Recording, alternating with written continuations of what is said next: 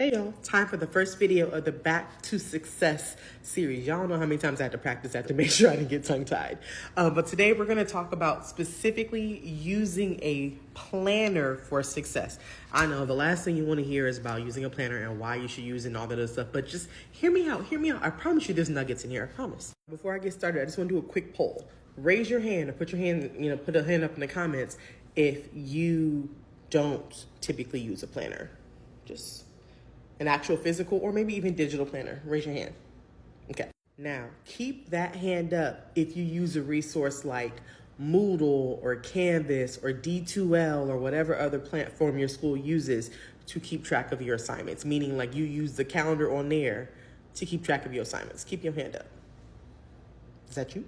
All right, for those of you who had your hands up, I want you to hear me and hear this in love. You are setting yourself up for failure. You need to use a planner. Let me explain why. You are young professionals, right? And as you are in these courses and you're doing your coursework and all that stuff like that, what you are essentially doing without realizing it is you're relying on your instructors to populate the dates on a platform for you versus you taking the time to do that yourself, which means, let's say, for example, an instructor puts, some assignments on your Canvas platform, but some assignments are not on there. If you just rely on your Canvas platform and you're not using a planner or you're reviewing your syllabi constantly, you are going to miss assignments. If that's been you, just raise a little sheepish hand. Let me know if that's you. Y'all, I did a poll recently for the students in my program, the scholarship program that I run, and y'all, more than 80% of the students used our online Canvas resource to actually keep track of their assignments, meaning that they went to the calendar app or portion of that actual website and used that to track all their assignments. But then only less than half of the students actually, no, not even that. I think it was 20% or 30%, forgive me, I don't remember the number, but 30% actually used a planner regularly. And that was a bit concerning because what I also found was some of them, we noticed a trend, an uptick of students missing assignments or missing requirements for our program. And you want to know the reason why? It's because we would have some of our assignments on our actual Canvas page, but other things would come through a program calendar that we gave them all in advance with all the dates that they needed for the actual semester to keep track of, but we also sent out email reminders. So everything that they needed was on their calendar, which could be equivalent to maybe a syllabus you would have for your class. But the issue is the students would rely on the Canvas page. So when things came up, even if it was something that would take no more than 10 minutes to do, they kept missing the assignments. So if you're one of the students who's raising their hands and maybe leans more towards using websites like Canvas versus actually using a planner, and I'm not talking about not necessarily using a Google Calendar or reminders on your phone. Those are definitely things you should be utilizing as well. But you need a planner. You need a one-stop shop for all things dates, programming, important information, so that way you don't miss anything. And the reason why I think it's important for you to actually have this is because using an actual planner or being intentional with doing this is essentially you taking over the driver's seat of your time management experience. Instead of being more passive, it might be a little bit tight to hear, but know that I love you. If you tend to use those websites like Canvas to keep track of assignments, what you're doing is passively managing your time. And what happens is when you become a professional in the next step of your job, whatever that might be, whether you're going to graduate school, medical school, whether you are about to become a professional, work in the workforce, the likelihood of somebody actually putting all these dates on a document for you to be able to track all of your assignments is slim. So if you are not intentional with actually practicing time management right now and being more proactive and actually taking the driver's seat on it, you're going to find that you're going to have a bit of a transition and maybe a more challenging transition when you start your big person job. And y'all, using a planner is also important for those who have multiple priorities that you're balancing.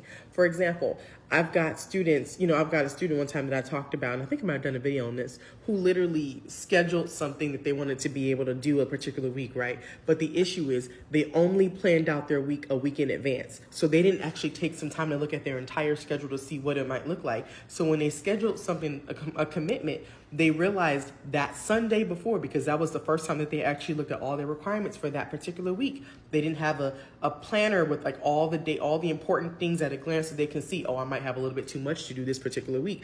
They ended up finding out, oh, they had to cancel that commitment because they had too much on their plate. So for you students, it's important to be intentional with using a planner and writing this stuff out, so that way you know exactly what's on your plate and you don't miss anything. Because what will happen is you might be considered to be, untrustworthy or inconsistent if you are making commitments to things for people and then having to pull out because, I didn't realize I would have this much work to do. I didn't realize I would have 2 exams this particular week and then a paper and then also this other organization. I'm like, but that stuff was technically, that data was available to you from the beginning of the semester. You just didn't populate your calendar enough, and then you didn't look at it until the week of, and now you're like, I'm stressed, I got all this stuff to do. But you could have planned accordingly and adjusted the way you studied, you managed your time, you connected with friends if you knew that in advance. You might be saying, okay, auntie, I get you. You convinced me I need to use a planner. What type of stuff should I put on my planner? How should I get this information?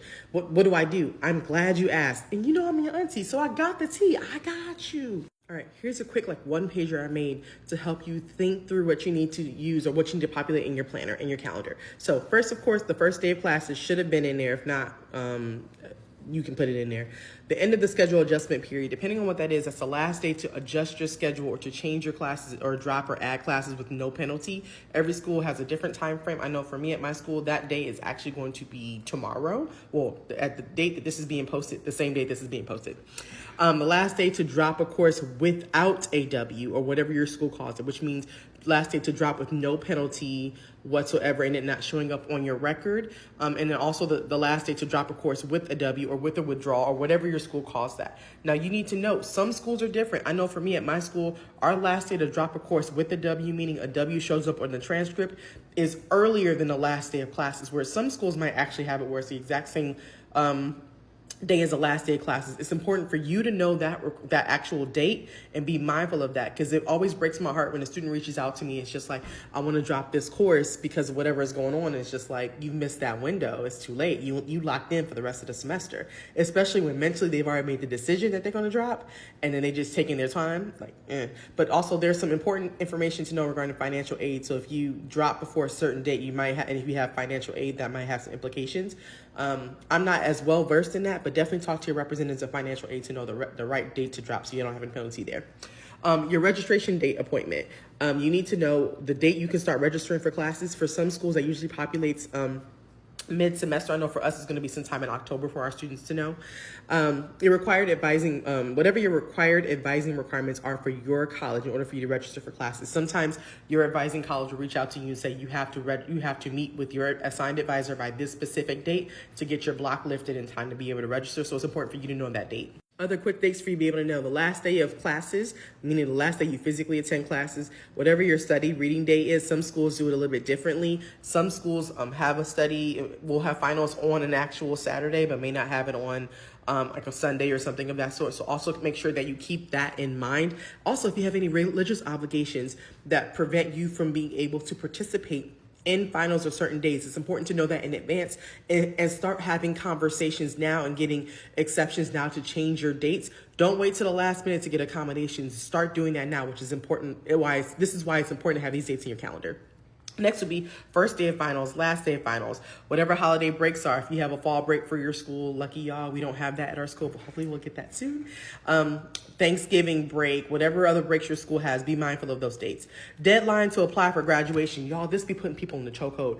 You need to, graduates, seniors, you need to know that date to apply for graduation, and whatever you do not miss that date. That could be the difference between you being able to either, depending on your school, walk across the stage, being in the graduation program, all that other stuff. So make sure you submit your documentation and everything you need to know by that date and have all your finances kind of settled by then. Deadlines for internship, scholarship applications, those types of things, accommodation deadlines for exams, put that in there. You can find all this information literally just by opening your eyes and checking in different places. So Canvas, Blackboard, Moodle, whatever that is, your syllabi, your email blasts from your school, your advisors, your instructors, other email listservs, social media, maybe carrier pigeon, flyers on campus, whatever it is. Make sure you're intentional. Look everywhere and write it down in your planner so that way you can be informed. I hope this helps. Bye.